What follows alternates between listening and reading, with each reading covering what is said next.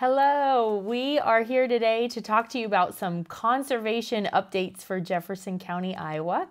My name is Brittney Tiller. I'm the naturalist with Jefferson County Conservation. My name is Cassidy Robinson. I'm the district forester that covers Jefferson County. And we both kind of work independently in our own field, but then we also have some collaboration and some overlap in some different projects. And one of the things that I'm really excited about that's been going on in the last couple years, really since you've moved back, is kind of erasing the lines between what's city-owned conservation areas and what's county-owned, and just a group of individuals who are really looking to improve the habitat. And you've been a big part of that. Do you want to kind of speak to what's been going on at Lamson Woods? I know you hopped in kind of partially through the project, but you've got to see a lot of action as well. Yeah, that has been really exciting because in Iowa, a lot of the land is privately owned, but then we do have a lot of county conservation-owned properties and city properties and a whole lot of entities that are their own separate organization, but it has been really fun to all work together and kind of do these projects hand in hand and use each other's skills and capabilities to kind of best suit the land that we're trying to manage. So Lamson Woods is kind of a keystone project that has happened since I started. I've been in Jefferson County for just about 2 years now. And when I started, there was already a management plan that was written by my predecessor, Ray Lane, for Lamson Woods. It's a state preserve in the state of Iowa. And in that management plan, it called for various practices such as timber harvest and prescribed burns and invasive species control and timber stand improvement, all the good stuff. And because it's a state preserve, it had to get approved by the Preserves Board, which it was. And so once we got that approval, work was able to start in January of 2022. So the harvest was completed in January of 2022. We did a whole lot of public outreach because we knew it was going to be pretty intensive management, and we wanted everyone to understand the reason behind what we were doing, which was to preserve that oak hickory forest, which is starting to decline. We want to get oaks established in the understory. So harvest was done in January, and then the funds from that harvest were able to pay for a professional forestry contractor to do that follow-up work with the invasive species control this summer. And then this fall, the site prep for natural regeneration was done where the harvest area was, which is going to put all that sunlight to the forest floor so that hopefully we get a nice cohort of oak seedlings this spring. We'll see what we get come springtime. And then in the area that wasn't harvested, he did some crop tree release. And then this spring, we still have a burn that is scheduled, and that is to kind of scarify the soil for those acorns to have more direct contact. It helps with invasive species control. So it was really cool to see all that stuff happen this year. Progress has been made. So yeah. And if you've been out to Lamson Woods, it looks, like you said, it kind of looks a little, your first step is to go, whoa, what happened here? There's a little bit of a shock factor. Yeah, but the overall plan is fantastic, and it is just right in line to make sure that area is preserved for years to come. So the Lamson Woods, like you said, was the keystone project, and it kind of was this, like you said, collaboration. And once Lamson Woods got going, it kind of just started moving the gears for lots of other projects. But also kind of going on at the same time, Ron Blair was really working with the Natty Conservation Committee, which now Cassidy and I are both on that as well.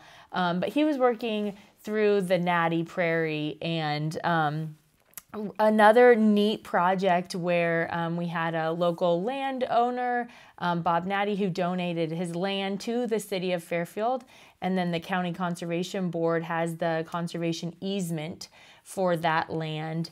And so this is just another unique project where we wanted to see prairie restored. So Lamson Woods is definitely the forest, or maybe kind of a little bit of savanna feel in some spots of it.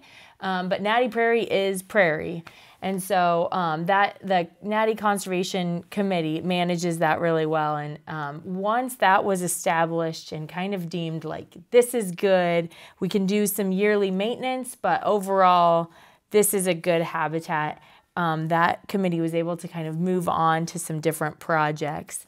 But funding is always the key, right? Like these projects take manpower and expertise, which is outside the realm of what volunteers can contribute. And so we were really excited when Cassidy kind of thought outside of the box and had a new funding source for some different projects.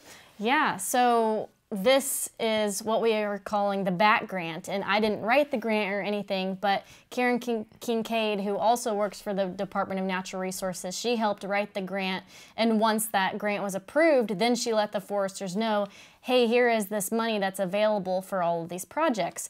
And originally, it was split up between a few different district foresters, and we were all going to get $20,000 to allocate towards projects supposed to be geared towards private land.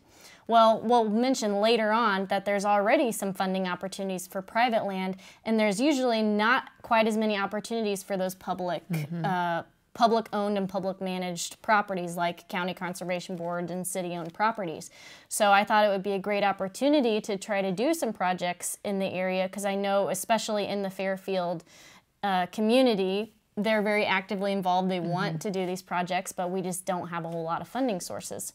So thankfully, Kevin Anderson, who's the private lands biologist that covers Jefferson County, he and I pooled our funds. So instead of $20,000 separately, we had $40,000 combined.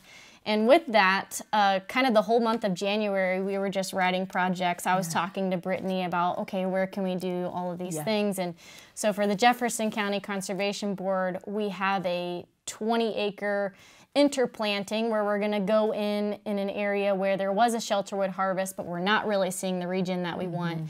And so we're going to do some interplanting of oak seedlings in that 20 acres. So that's the Jefferson County Conservation Board project. Then on the park, the Jefferson County Park, it's kind of an arboretum for invasives in a lot of areas. And a lot of the areas that have invasives, it's really severe. It's not just like 10%, a little bit of honeysuckle, a little bit of this. It's like honeysuckle is the whole forest floor. So the BAT grant is funding 9 acres of invasive control in the park, and that's going to be for 3 years. Because it's so severe, you know, Caleb Ebeling went in there with a forestry mulcher to kind of get it back to square one, but it's still going to come back up with honeysuckle, because that's what the seed source is. So he'll have 2 follow-up years. He completed the first year this fall, and he'll probably go back this spring, maybe in the summer, and then 1 more spring or summer. So those were the 2 properties that the BAT grant helped fund with the Jefferson County Park. Then there was also Witham Woods, which Iowa Natural Heritage Foundation owns, but the Jefferson County Park the Jefferson County Conservation Board manages. So the BAT grant funded an 18-acre prescribed burn at Witham Woods, which will again help control invasives, support our native diversity, and just kind of help improve the health of that oak hickory timber, because oak hickory timber is adapted for fire. Then we've got the Pleasant Lake project, which was also kind of a highly publicized you know, project where it was invasive species control. Again, it was 15 acres. There was a lot of honeysuckle, and then kind of a knob where it was all invasive and muir maple.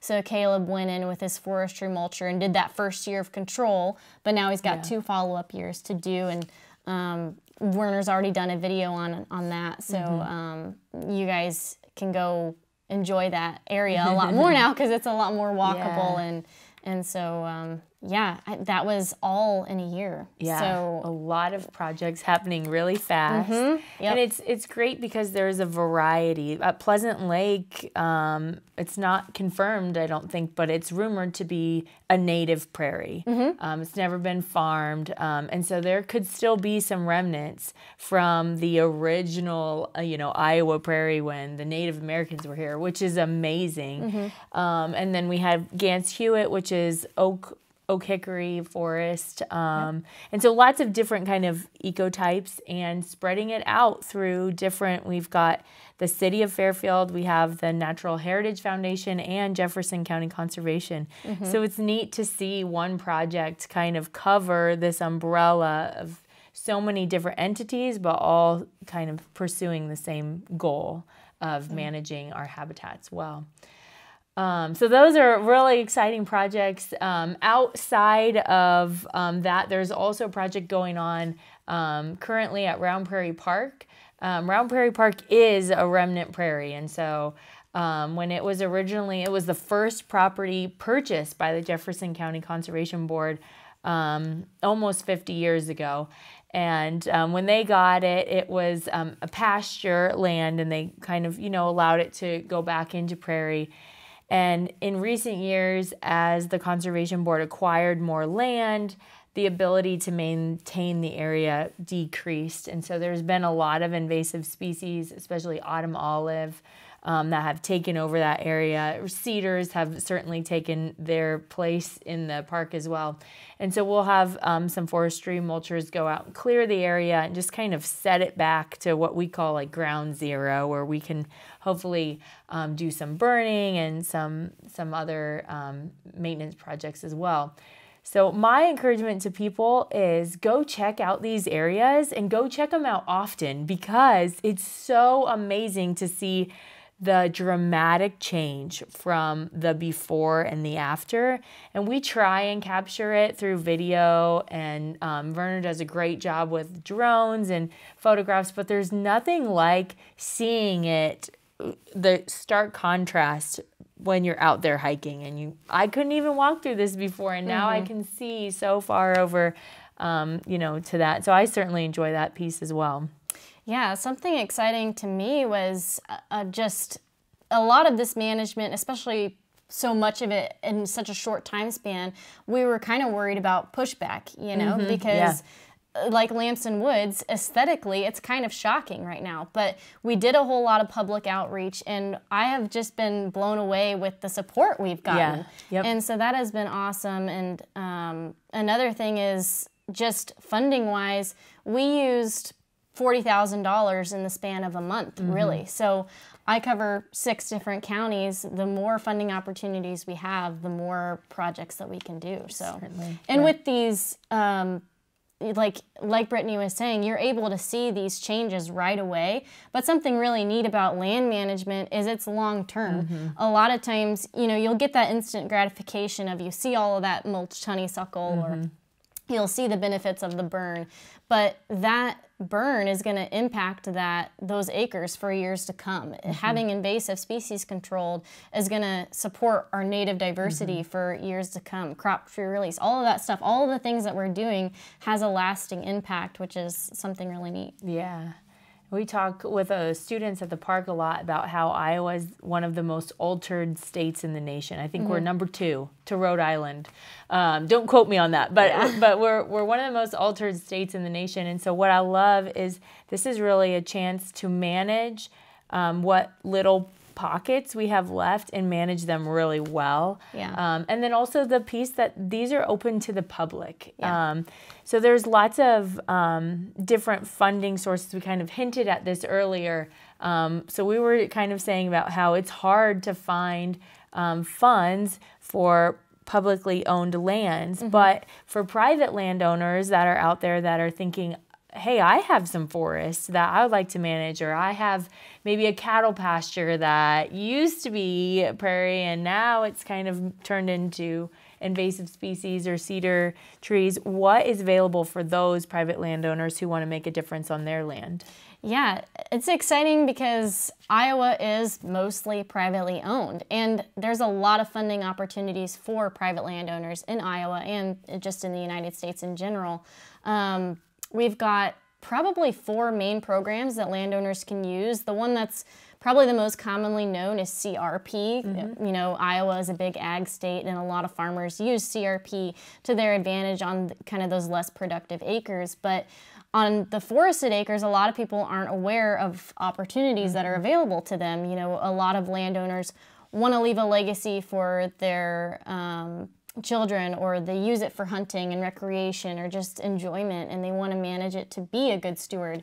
And so there's programs on the federal side through the Natural Resource Conservation Service called EQIP that funds all those practices that we were describing for those back grant projects, the invasive species, the timber stand improvement, the prescribed fire. You can do various wildlife practices. You can plant trees or shrubs. You can establish prairie. All these different practices can be funded through that EQIP program through the Natural Resources Conservation Service. Then there's a state program that Iowa has called REAP, and it's mainly geared for timber stand improvement and tree planting, but that's another one that's available. And then the final one is the Conservation Stewardship Program, and that one is more of a reward program for landowners that have already gone through either EQIP or REAP and have proven that they are good stewards and they do things on time and all that stuff. And the Conservation Stewardship Program usually pays a little bit higher, and they get an annual payment on top of the payment they're getting for the practices they sign up for, where REAP and EQIP, you get paid for what you do, but then there's not that annual payment like in CRP. That's what a lot of people are familiar with. So if you're interested in managing your land, I would say if you've got anywhere from an acre to 1,000 acres, whatever county that you're in, call your district forester, call your private lands biologist, get them out there to walk your property and just tell you what you have, tell them what your goals are, and they can show you all the options that you have available to you. All of these properties have management plans with maps that have stand descriptions and timelines for when you should do what and all of that stuff. So even just that in itself is a tool you can use to pass on to your children that has, this year we did 40 acres of this, and that's a really cool management tool to use. So there are a lot of options out there. Yeah. I think this is just something, it's probably because of my proximity to spending more time with Cassidy, is I have just, this year, have just like, oh, I cannot get enough of this habitat management. It's a little bit addicting in a weird way because it's just so cool to see the transformation from what I would say is like mediocre, you know, wildlife, but habitat that's like mediocre benefit to wildlife.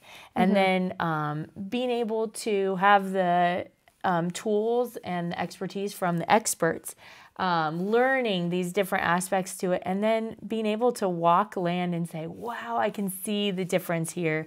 And I understand why we had to, you know, do this practice versus this one, or the effects of these habitat goals and tools are just really neat to see. So I've certainly enjoyed rubbing shoulders with you and learning from you, as well as all of our other you know, Steve Taylor, Ron Blair, Sean. There's so many different people in our county that have a depth of knowledge in these, and they're willing to share that expertise as well. So I guess our encouragement to everyone is go out and use your public lands and enjoy those areas, especially Lamson Woods, Pleasant Lake, Gantz, Hewett, which is on a dirt road, so, you know, early spring is probably not the best time for that one. But Natty Prairie, Jefferson County Park, all of these different areas, we encourage you to go head out there and see the habitat management tools that are in progress right now. Thanks for listening. See ya. Cut.